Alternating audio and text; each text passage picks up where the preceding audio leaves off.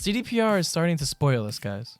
They released some brand new footage on the Xbox platform, and I just have to say it looks amazing. Looks like the extra delays have actually paid off. I cannot wait to get into the gameplay, but first, if you want more content from myself and enjoy it here, hit that sub button so you can keep up with everything Cyberpunk. Now, let's get into it. This gameplay is based off a quest called Automatic Love, where V has to hunt down a missing person. The way I want to do this video is to give my opinions and point out some things I noticed. I don't want to talk during the entire video this time. The first thing we can really see is the amount of polish and graphical ability of this game. CDPR have done a fantastic job to make Cyberpunk look absolutely stunning, even on last gen. When we see the mocks, they look so good. And I would like to point out how realistic their body movements are. Even the one sitting down doesn't talk much, but you can see she's engaged and not some random AI there to fill space. The biggest difference with the Series X has to be how the colors pop out at you. When looking at the back of this futuristic General Lee, the taillights are so much brighter than they are when we see it on the One X on last gen. Next gen graphics are amazing, and Night City looks flawless. Last gen is still killer though. I wouldn't be that upset playing this on a PS4 or a One X when it comes out. It would still be an amazing experience, and will give you a reason to come back and play again when you do upgrade.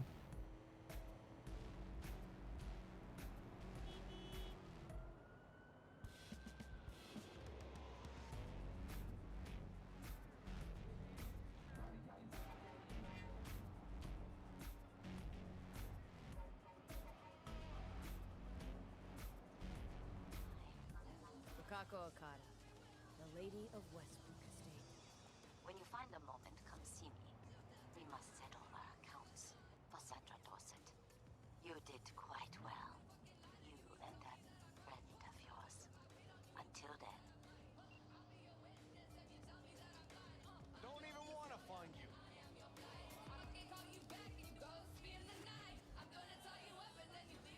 Johnny Silverhand's model is looking much more Keanu as well. I've seen some people say he looks worse, but I kind of like how he looks here. He looks way better than he did in that German footage we saw a couple days ago. I'm still wondering how NPCs will react when they notice V talking to themselves when Johnny decides to pop up randomly, as he always seems to pop up when V is around other people, so it'll be interesting to see how that actually plays out. Another thing I'd like to point out is how minimal the HUD is.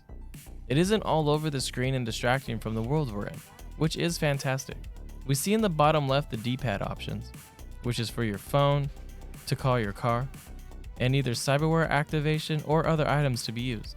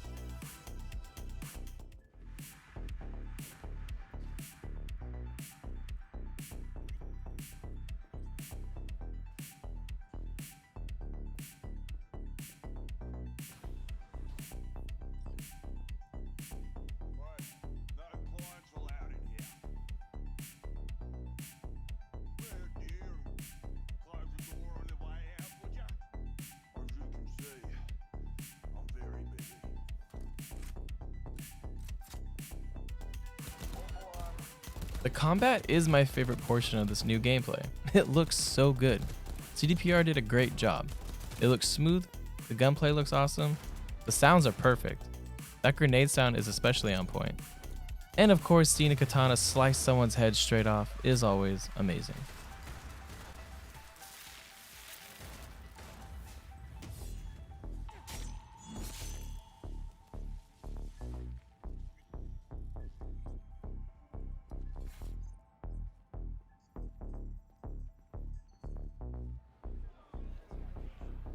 The streets and the world in Night City always feel and look so alive, especially in this gameplay.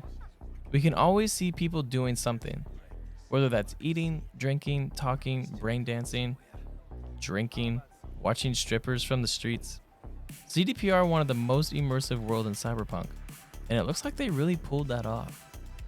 Every time we see more footage, the gameplay just looks way more realistic and immersive.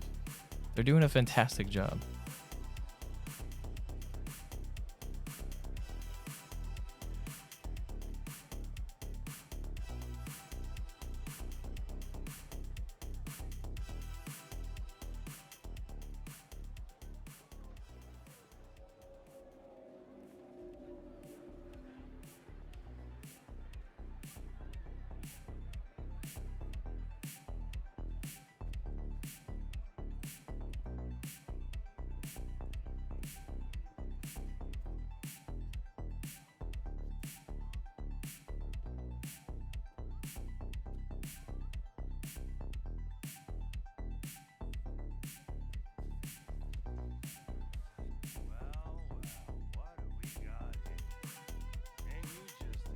I also noticed and would like to point out how attributes can have dialogue options.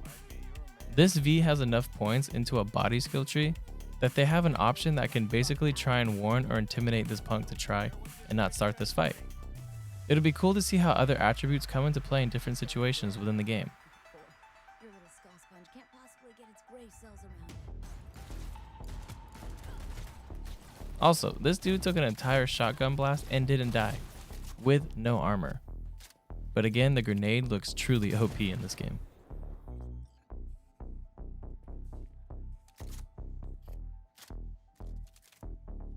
I'm more than a chopped doc. It appears Fingers is the Ripper Doc in the Westbrook district. And we can see how he got that name. Look at those fingers. Praised.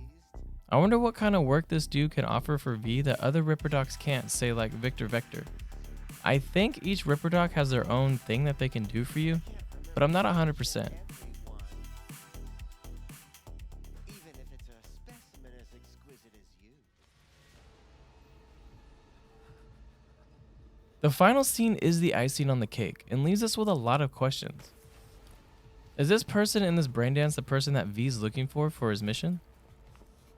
Who is this man and the woman that are taking this person and strapping them in this chair, and then plugging them into the net to die?